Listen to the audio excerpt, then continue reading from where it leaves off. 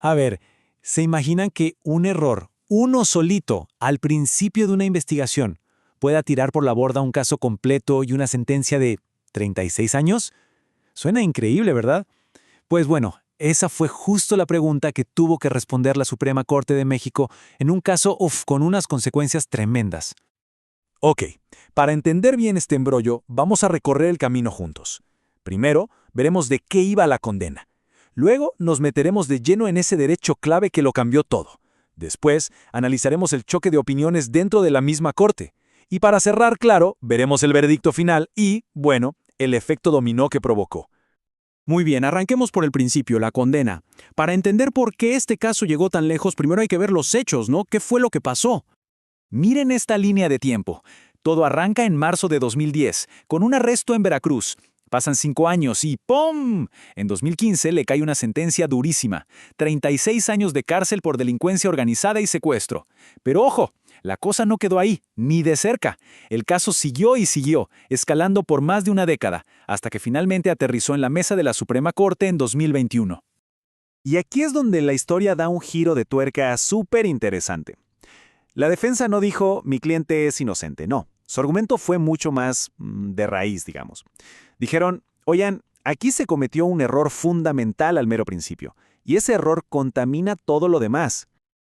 Ok, entonces, ¿cuál fue ese supuesto error? ¿Qué fue tan grave como para poner en jaque una sentencia de 36 años? Bueno, todo se centra en un derecho muy específico, que se volvió el verdadero protagonista de esta batalla legal. La pregunta del millón, claro, es, ¿qué es eso del derecho a la notificación consular? O sea, ¿qué significa y por qué es tan importante? Sobre todo cuando hablamos de una persona extranjera detenida en un país que no es el suyo.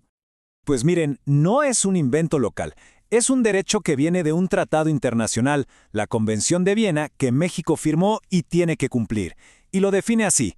Si detienen a una persona extranjera, las autoridades tienen que informarle sin demora. Y esa parte es clave, sin demora, que tiene derecho a que le avisen a su consulado. Y que no se piense que es nada más un ahí te va el dato. No, no. Esto implica obligaciones bien concretas para las autoridades. Tienen que informarle al detenido sobre este derecho, pero ya. Si la persona dice sí, avísenle a mi consulado, tienen que hacerlo. Tienen que pasarle sus mensajes, dejar que la gente del consulado lo visite, lo ayude a conseguir un abogado y algo súper importante. Tienen que dejar por escrito que la persona entendió y qué decidió. Es básicamente como un salvavidas legal para alguien que está en un país extraño enfrentando un sistema de justicia que no conoce. La gran pregunta es, ¿se activó ese salvavidas en este caso? ¿Funcionó como debía?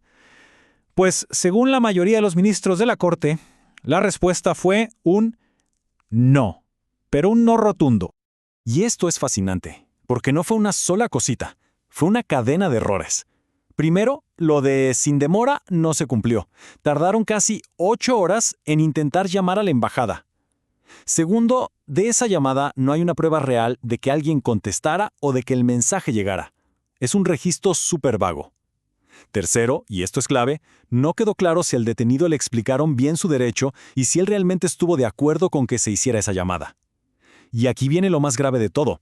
El hombre dio su confesión, la que lo incriminaba, antes de que un juez le explicara bien sus derechos consulares.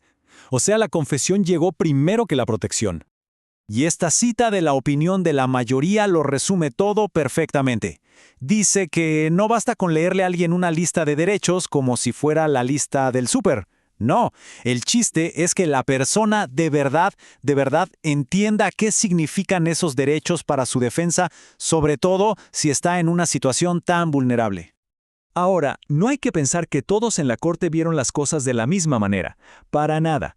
Hubo un ministro que no estuvo de acuerdo y presentó un voto particular, un contraargumento, diciendo que la mayoría estaba, digamos, exagerando un poco. Aquí se ve clarito el choque de trenes. Por un lado, la mayoría decía, oigan, esto fue un desastre, no se notificó bien, no fue a tiempo, se violó un derecho humano, pero el ministro disidente decía, a ver, un momento. Las autoridades cumplieron con lo básico, le informaron y llamaron. Si el registro de la llamada fue perfecto o no, eso ya es un detalle técnico, no un problema constitucional para que lo vea la Suprema Corte. Y para que quede más claro, el voto particular lo dice sin rodeos. Básicamente que el derecho a la asistencia consular sí se garantizó y que por lo tanto el amparo no procedía.